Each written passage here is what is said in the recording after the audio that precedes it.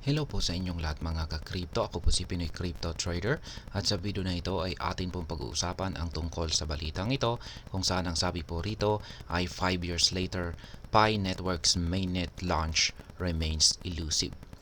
Ayan, meron pa ba sa inyo rito ang nagmimina ng Pi token? Ayan, matagal-tagal na po talaga ito. At 5 years na ang nakakalipas ay hindi pa na ila-launch yung kanyang mainnet. At sabi rito ay wala pa daw pong malinaw. Yan, malinaw na timeline kung kailan po nila ito ilalabas. Kaya ayan, 5 years na, ang tagal. At yan po yung ating pag-uusapan sa video na ito. Pero bago po tayo magpatuloy, ay nais ko lamang po munang bigyang linaw ang aking disclaimer kung saan ang nilalaman po ng video na ito ay hindi po ito isang financial advice. For education and information purposes lamang po ang layunin nito. At ayan po mga ka-crypto, sa atin pong pagpapatuloy ay ang sabi po rito ay Pi Network pioneers are expressing concern over the slow progress toward the long-awaited mainnet launch and its potential impact on token value. Ayan, nababahala na po ang mga Pi Network pioneers kung gaano pa katagal maila-launch ang mainnet nito.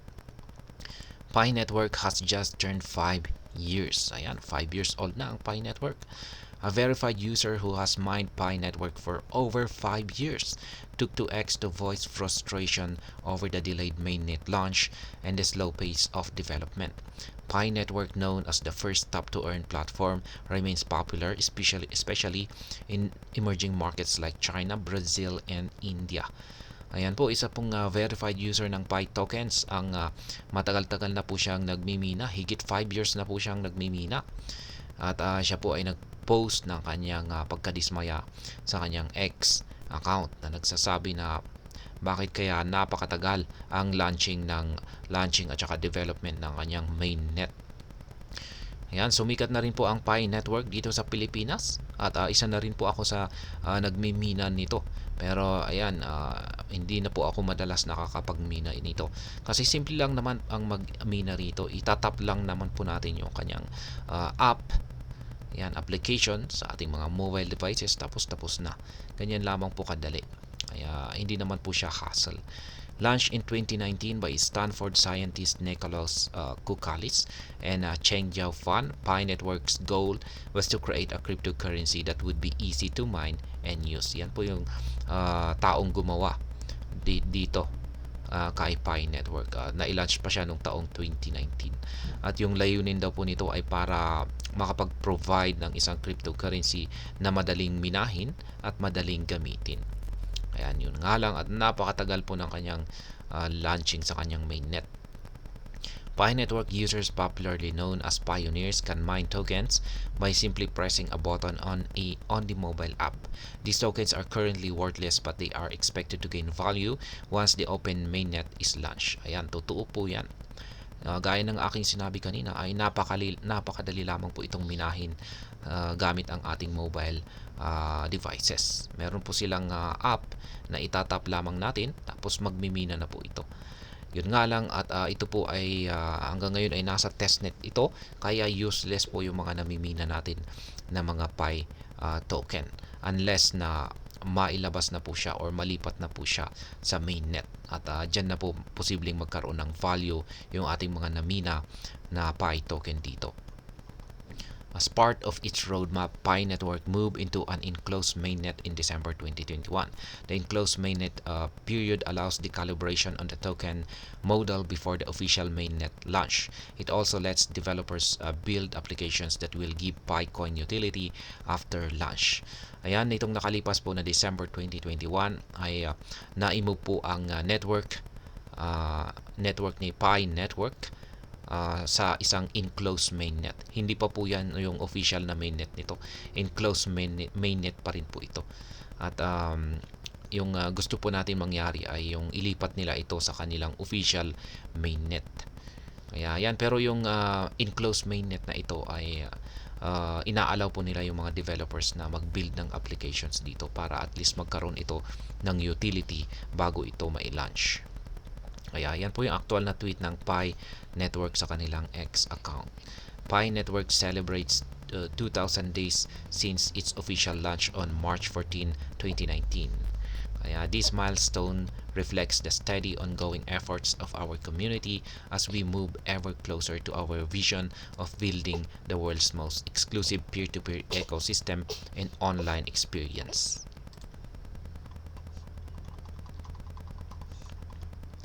Odds of Pi Network mainnet launch in 2024 fall. Ayan. Ano mga ba yung mga tsansa na mailalabas ngayong taong 2024 ang mainnet ni Pi Network? The challenge, however, is that the mainnet launch has taken longer than many users expected, pushing many to abandon the project altogether. Yan po yung problema dito ay Pi Network. Napakatagal ng kanyang mainnet launch kung saan ay marami na po sa mga pioneers or mga users nito ang nag-give up or nag-surrender na at tuluyan na po nilang iniwanan ito or kinalimutan. Some analysts believe that Pi Network has remained in a mainnet for so long because of the amount of money the platform makes. The current business model is where the developers make money by showing ads whenever a person mines a coin. As such, they incentivize to leave it an enclosed mainnet as long as there are users mining coins. Kaya yan, mukhang parang scam. Kasi sabi ng mga ibang mga analysts ay hinayaan na lamang daw po nila na manatili sa enclosed mainnet nitong si Pi Network ito at dahil meron daw pong kinikita yung mga developers nito sa pamagitan po ng pagpapakita ng mga advertisement. Yan, kasi yung mga users ay nagmimina at meron silang namina na coin, may magpapakita po dyan na ads at may bayad po yan, nababayaran po yung mga developers ng Pi Network. Kaya mukhang malaki yung kinikita nila rito, kaya talagang sinasadya po siguro nila na pinapatagal yung launching nito sa mainnet. The same argument has been made about Telegram's tap-to-earn token like Hamster Combat and TapSwap. These platforms are generating huge sums of money, especially on YouTube, where they have accumulated millions of followers.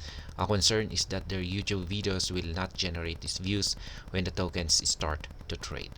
Ayan, may pagkakatulad na rin daw po ito sa mga tap-to-earn programs ng Telegram na sina Hamster Combat at saka si TapSwap.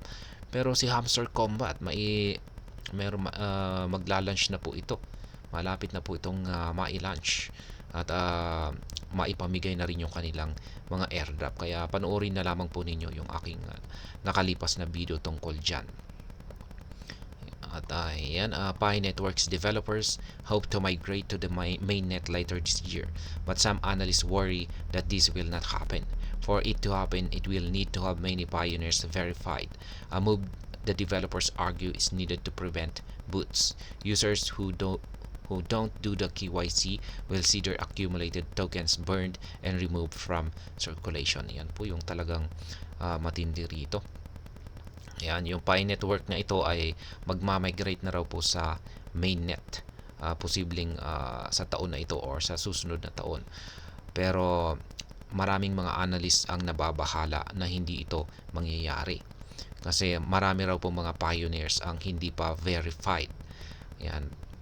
At saka kailangan daw po kasi na verified. Kasi yung pag hindi ka po dumaan sa verification or hindi ka dumaan sa KYC ay masusunog po yung mga namina mo or na ipon mo na mga Pi tokens. At yung pagkakaalam ko, yung KYC na ito ay random po yan or pinipili, may pinipili po yung network kung sino yung dadaan sa verification. Kaya kung pag hindi ka po napili, tapos dumating na or sumapit na yung mainnet launching, ay ayan, masasayang po yung mga namina mo na Pi token kasi masusunog lamang po yan. Kaya yan, urgent notice for Pi Network users, billions of Pi at risk. Attention Pi Network pioneers, the clock is ticking with just 5 weeks remaining before billions of Pi coins could potentially be burned. Ayan, mukhang masusunog yung mga pinag-ipunan natin dyan na minahin na Pi Network ay mukhang mauuwi lamang daw po ito sa pagsusunog. Kaya sayang naman yung effort natin kung nangyari yan. The other conditions for the mainnet launch are tougher to accomplish. For example, the developers want to have at least 100 dApps in the ecosystem, a difficult task to achieve since there are less than 50 of them so far. Yan, isa na rin daw po ito sa mahirap na kondisyon bago magkaroon ng mainnet launch ang Pi network. Kailangan daw po na at least magkaroon ito ng 100 na mga DeFi applications sa kanyang ecosystem. Sa kasalukuyan ay meron pa lamang po itong 50. They also want the launch to happen when the market is conducive. It is unclear whether cryptocurrencies will be in an uptrend by the end of the year. Ayan, gusto raw po nilang isabay yung launching ng mainnet ng Pi network kung pag ang market ay nakakaranas ng pag-angat or paglago. Pero hindi po malinaw kung ang cryptocurrencies ay mag-uumpisa na pong umangat sa katapusan ng taon na ito. As we have written before, all signs show that Picoin will drop after listing as many pioneers liquidate their holdings. Most recently, all tap-to-earn tokens like Notcoin and Pixelverse that started trading have all crashed after the initial hype. Ayan. Base po sa mga analysts ay sabi nila ay babagsak daw po si Picoin pagkatapos po ng launching ng kanyang mainnet. Kasi syempre yung mga mga users na nakaipon na, marami ng mga naipon na Pi tokens ay ililiquidate po nila yan, ibebenta po nila yan. Yan, at napatunayan na po yan sa ibang mga tap to earn tokens na katulad ni Notcoin, at saka Pixelverse, kung saan ay nag-crash po yung kanilang presyo pagkatapos po ng kanilang launching. The same happened in other popular industries like Move to Earn and Play to Earn, where tokens like Decentraland, Mana, and Sweatcoin crush. Ayan, ganun din po sa ibang mga Move to Earn at saka Play to Earn, lahat po ng mga Play to do something. Ayan, ay nag-crash po sila or bumabagsak po yung kanilang presyo pagkatapos ng kanilang launching. Yan, yung mga karagdagang halimbawa pa natin dito ay sina Decentraland at saka si Sweatcoin. At ayan, hanggang dito na lamang po tayo sa video na ito mga ka-crypto. Sana po ay inyong nagustuhan ang aking paliwanag sa video na ito. Kung inyo po itong nagustuhan ay pakiclick lamang po ang like button nito. Para naman po sa mga bago lamang dito, kayo po ay aking inaanyayahan para mag-subscribe. Pakiclick na rin po ang bell icon nito dahil ito po ang siyang magsisilbing notification nito sa mga bago kong videos na akin pong ina-upload sa aking YouTube channel na ito. Marami pong salamat sa panunood, ingat po tayo lagi at God bless po sa ating lahat.